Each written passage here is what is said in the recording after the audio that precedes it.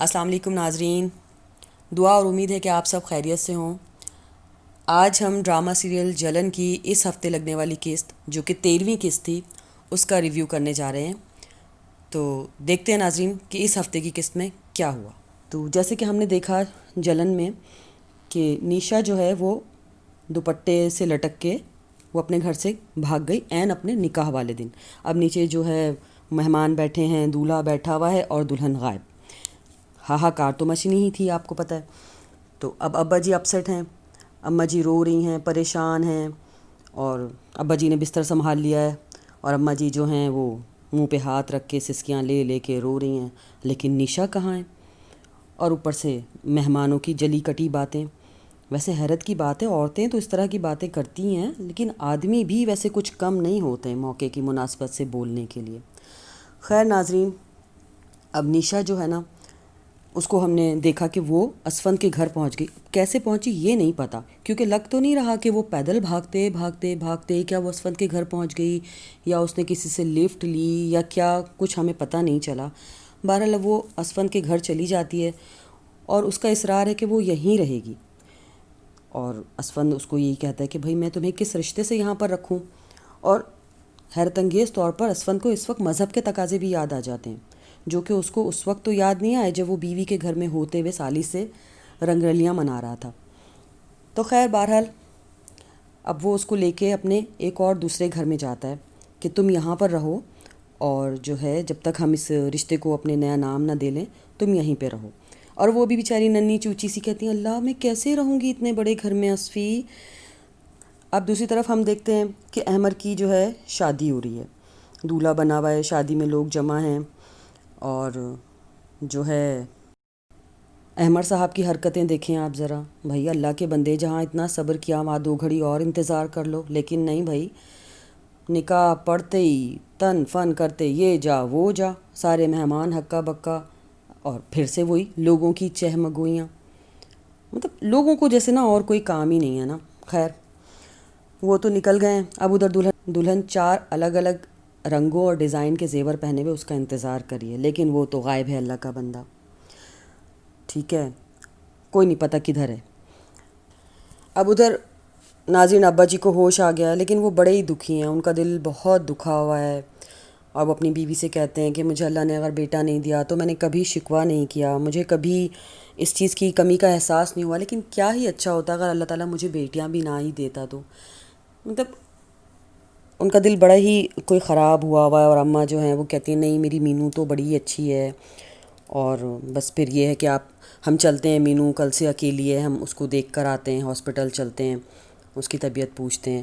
ویسے ناظرین یہاں ایک بات بڑی عجیب سی لگی مجھے کہ ٹھیک ہے وہ بیٹی تھی، گھر سے بھاگ گئی، اس نے ماں باپ کا دل دکھایا ہے، وہ ان کو بے عزت کروایا ہے خاندان میں، اور ابا جی پریشان ہیں کہ بھئی میں اب دفتر کس منہ سے جاؤں گا، لوگوں کو میں کیسے فیس کروں گا، کیسے ان کو مطلب سامنا کروں گا لوگوں کا۔ اماں جی بھی کہتی ہیں کہ ہاں اللہ تعالیٰ تو شاید ہمیں معاف ہی کر دے، لیکن لوگ ہمیں معاف نہیں کریں گے۔ وہ ٹھیک ہے، یہ سارا ایک ان کی فیلنگز ہیں، ان کی خیالات ہیں، ان کا جو دل اس وقت دکھا ہوا ہے، لیکن پھر بھی کسی کے دل میں یہ خیال نہیں آیا کہ مینو کہاں گئی، اس کو ڈھونڈنا ہے، اس کے پیچھے جائیں، اس کے کسی دوست سے پتہ کریں، اس کا کوئی فکر کریں، اس کا پتہ کریں کدھر گئی ہے کدھر نہیں گئی، مطلب یہ کوئی خیال نہیں آیا ابھی تک ان لوگوں کو نا۔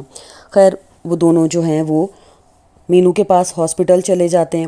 دوسری طرف احمر جو ہے وہ پتہ چلا جی کہ وہ قبرستان میں ساری رات اس نے گزار دی ہے، وہ وہاں بیٹھ کے اپنی ماں کی قبر پہ وہ اپنے ماضی کو یاد کر رہا ہے، بس وہ ماضی سے باہر نکل ہی نہیں رہا، اس کو پتہ نہیں کیا مسئلہ ہے کہ وہ اس کو کچھ نظر ہی نہیں آ رہا۔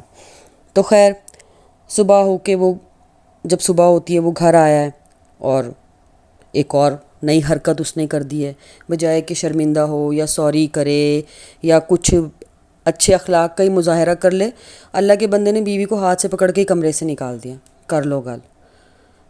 ایسا ہوتا ہے کیا؟ ٹھیک ہے، اب جو ہے اور شام میں جو ہے اگلے دن اس کی فلائٹ بھی ہے، اس نے چلے بھی جانا ہے۔ بندہ سوچے اگر اس نے اگلے دن چلے ہی جانا تھا تو شادی کی اتنی مصیبت کیا پڑی ہوئی تھی، تھوڑا ٹھہر کے کر لیتے، سال 2 سال میں، وہ بھی جب تک بندے کا پتر بن جاتا، لیکن نہیں جی، چلو شادی ہو گئی ہے۔ تو اب ادھر جو مینو، جو نیشا ہے، نیشا اور اسفی جو ہے وہ کسی ہوٹل میں بیٹھے ہوئے ہیں، اور احمر کے کسی دوست نے ان کو وہاں دیکھ لیا اور کھٹ سے اس کو جو ہے فون کھڑکا دیا۔ بڑا ہی ویسے کوئی چغل خور سا دوست تھا کہ فٹافٹ اس نے جو ہے نا وہاں اطلاع پہنچا دی ہے کہ جی وہ تو ریسٹورنٹ میں بیٹھے ہیں۔ خیر وہ اس کو جھڑک کے اور منع کر دے گا کہ بھئی آئندہ مجھ سے جو ہے ان کی کوئی بات نہیں کرنا۔ اور پھر شام میں اس کی فلائٹ ہے اور وہ ایئرپورٹ کے لیے نکل گیا ہے۔ جانے سے پہلے جو ہے اس کی بیوی ارید جو ہے وہ اس سے بڑے اس کو بتاتی ہے کہ میں آپ سے بہت محبت کرتی ہوں، بغیر کسی حساب کتاب کے، بغیر کسی شرط کے، اور یہ کہ میں آپ کو بہت یاد کروں گی۔ اور وہ کیا میں اس کو بولوں، وہ اس کو آگے سے بولتا ہے جب تم انتظار کر کر کے تھک جاؤ تو مجھے بتا دینا، میں تمہیں آزاد کر دوں گا، باندھ کے نہیں رکھوں گا۔ اللہ تیرا بھلا کرے۔ خیر ناظرین، یہ ہو گیا۔ اب جو ہے مینو، وہ جو ہے اس کو اماں ابا جو ہیں وہ اس کو ہسپتال سے گھر لے آتے ہیں۔ اس کی بھی سن لیں آپ ذرا۔ وہ کہتی ہے نہیں نہیں اماں، اسفی تو بہت اچھے ہیں، اسفی بد کردار نہیں ہیں، وہ تو مینو ہی نہیں، وہ تو سوری نشا ہی ان کو جو ہے خراب کر رہی ہے، وہ تو بہت اچھے ہیں۔ اور مینو کو یہ بھی خوش فہمی ہے کہ میں گھر جاؤں گی تو اسفی جو ہے وہ شرمندہ ہو کے مجھ سے معافی مانگ لیں گے اور میں انہیں معاف کر دوں گی۔ اللہ کی بندی، سب کچھ تو آپ نے اپنی آنکھوں سے دیکھ لیا، سن بھی لیا، پھر بھی اتنی خوش فہمی؟ ٹھیک ہے، عورت ہے، وہ اپنا گھر بنانا چاہتی ہے، لیکن اتنی خوش فہمی بھی کوئی اچھی بات نہیں ہوتی ہے نا۔ خیر جی، اماں جی کی باتوں سے لگتا ہے کہ وہ جو ہے اب اسفند سے کوئی بھی رشتہ مینو کا بنا کے رکھنا نہیں چاہتی ہیں۔ وہ چاہتی ہیں کہ بس اب جس گاؤں نہیں جانا تو اس کا پتہ پوچھنے کی بھی ضرورت نہیں ہے۔ خیر ناظرین، بس اس قسط میں تو بس ہم نے یہی دیکھا، وہ جو اسفی اور نشا ہیں وہ اپنی چولیں مار رہے ہیں تو اچانک سے پیچھے سے آپا آ جاتی ہیں بغیر بتائے، بغیر اطلاع دیے، اور وہ نشا کو دیکھتی ہیں اور بڑی پیچھے سے اس کو بیک سائڈ سے اس کو دیکھ کے بولتی ہیں کہ ارے تم گھر پر آ گئیں، میں تو سمجھی تم ابھی تک ہاسپٹل میں ہو۔ اب جی اسفند اور نشا کا وہ حال ہے، وہ پیچھے مڑ کے دیکھنا ہی اس کے لیے محال ہے کہ وہ کیسے آپا کو فیس کرے۔ لیکن وہ تو پھر نشا ہے نا ناظرین، اسے تو کسی کی پرواہ نہیں ہے، اسے تو کسی کا خیال، کسی کی فکر، کسی کا احساس ہے نہیں، اسے کیا ڈر ہے کسی کا۔ تو بس اب تک کی کہانی میں ہم نے یہی دیکھا ہے، اور مجھے لگ رہا ہے کہ آگے آنے والی قسط میں جو ہے وہ آپا کا، اسفند کا اور نشا کا کوئی بڑا زبردست قسم کا دنگل ہونے والا ہے، زبانی کلامی صحیح۔ تو دیکھتے ہیں اگلی قسط میں کیا ہوتا ہے، ملتے ہیں پھر اگلے ریویو کے لیے۔ اللہ حافظ۔